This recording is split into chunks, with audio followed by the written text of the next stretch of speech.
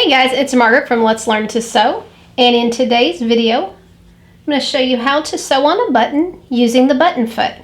What you're going to need is your sewing machine, you'll need your button placement foot, you'll need the button. I'm just going to be using a scrap piece of fabric, and I do suggest that you practice before you're actually sewing it onto your garment.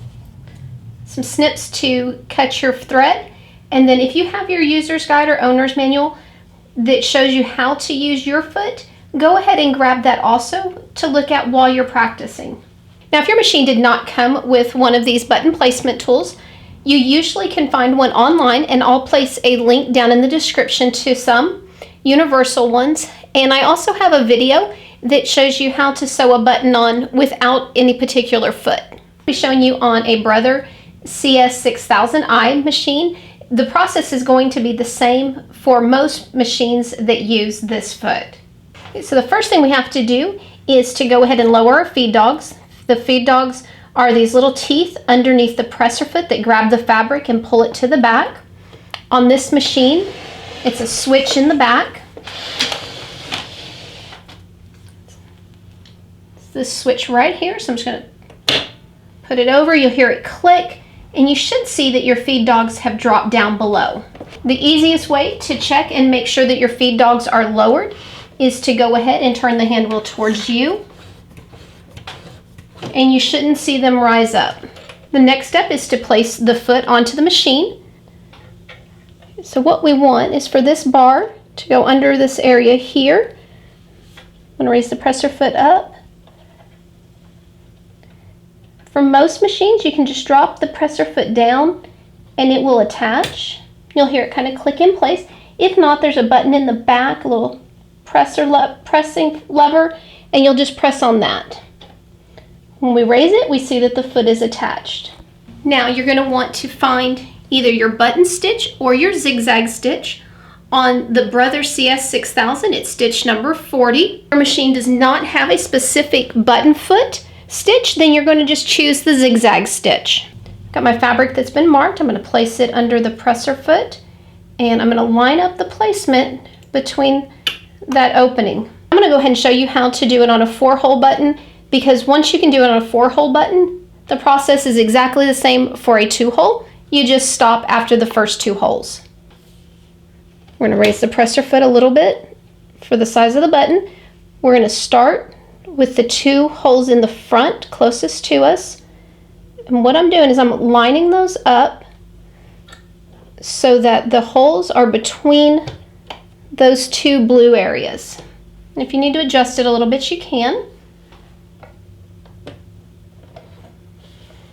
Okay, so I've got it lined up. What I'm going to do is turn the hand wheel towards me so I can make sure everything's going to land right. It's hitting that first hole fine. I'll go ahead and turn it again. I want to see where it's going to hit on the second hole. It's going to go right in where it needs to.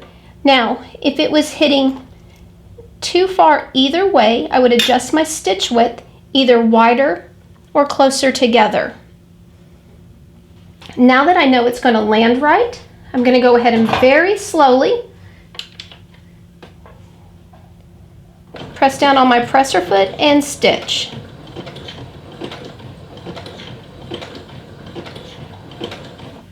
Okay, I'm going to go ahead and hit the reverse button. That's going to kind of lock those stitches in place. Raise my needle. Now I'm going to bring this towards me. I'm going to go ahead, and again, we want to line this up, make sure our button placement is correct. It needs to scoot over just a bit.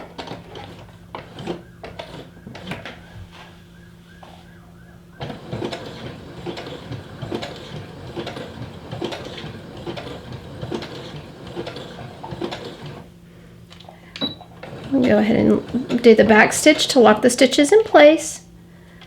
We're going to raise the needle, raise the presser foot, and what you want to do is just pull everything to the back, and you want about a 4, maybe 5-inch thread, tail, and then snip them. Now what I would do is I would go ahead and sew all of the buttons that I needed to in a row. Then I would take my fabric and pull all of the threads from the front to the back at the same time, just to kind of keep it a little bit easier. So what you're going to do is you're going to flip this over, and we're going to look right here where that bobbin thread is, and you'll see a loop on it. We're going to pull that loop. Okay, you can see that's our thread, and you're just going to knot these together.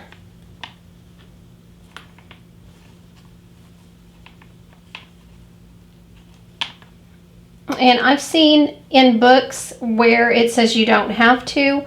I usually do, just to be on the safe side. Some people will just cut the top tail. It doesn't take a whole lot of time, just to go ahead and pull it under and know that it's secured. If you have any questions about using the button placement foot, go ahead and let me know in the comment section, and I'll be happy to answer them.